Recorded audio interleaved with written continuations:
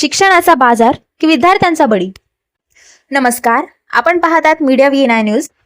शिक्षण ही ज्ञानदानाची पवित्र परंपरा मानली जाते, पण आज हेच शिक्षण एका भयंकर विडख्यात सापडलंय. हा विडखा आहे कोचिंग माफियांचा. लाखोंची फीस, गगनचुंबी होर्डिंग्स, यशाचे खोटे दावे आणि या सगळ्यात गुदमरून मरणारं एका निष्पाप विद्यार्थ्याचं बालपण. IIT नीट, UPSCच्या नावाखाली पालकांच्या खिशाला कात्री लावणारी आणि मुलांवर मानसिक दबाव आणणारी ही फॅक्टरी नक्कीच कोणासाठी चालते? देशात दरवर्षी लाखो स्वप्न डोळ्यात घेऊन तरुण मुलं कोटा, लातूर, पुणे किंवा दिल्ली सारख्या शहरात येतात, पण तिथे पाऊल ठेवताच त्यांचा सामना होतो एका अमानुष स्पर्धेशी. तुम्ही रँक आणली तरच तुम्ही माणूस, नाहीतर तुम्ही शून्य, हे त्यांच्या मनावर बिंबवलं जातं.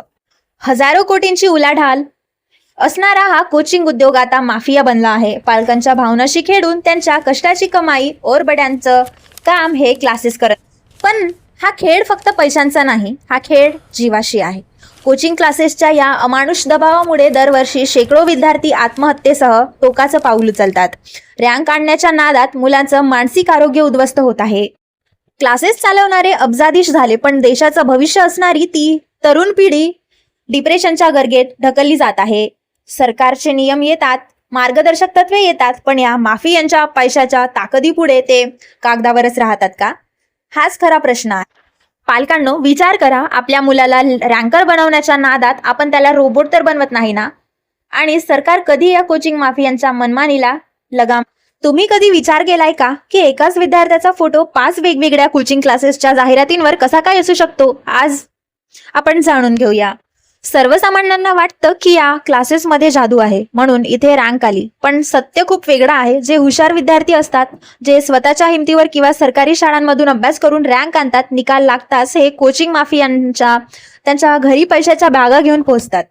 लाखो रुपयांचे चेक, लॅपटॉप आणि गाड्या देऊन या विद्यार्थ्यांचे फोटोज विकत घेतले जातात आणि मग त्याच फोटोंचा वापर करून तुमच्या आमच्यासारख्या सामान्य पालकांकडून कोट्यवधी रुपये फी वसूल केली जाते. हा सरळ पालकांचा विश्वासाशी खेळ आहे. फी सगळ्याची सारखीच, पण उपचार वेगळे. जेव्हा तुम्ही क्लासमध्ये प्रवेश घेता तेव्हा प्रत्येक विद्यार्थ्यांकडून 1.5 ते 2 लाख रुपये सारखीच फी घेतली जाते. पण क्लास सुरू झाल्यावर मुलांची विभागणी होते.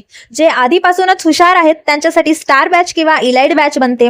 तिथे सर्वोत्कृष्ट शिक्षक दिले जातात, AC रूम्स असतात आणि विशेष लक्ष दिलं जातं.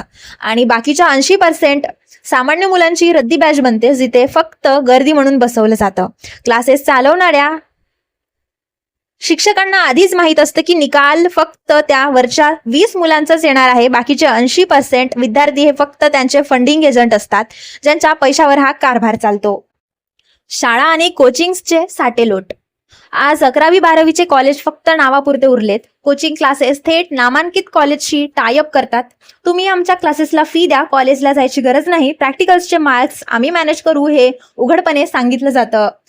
हा केवळ नियमांचा भंग नाही, तर शिक्षण व्यवस्थेला लागलेली वाढवी आहे.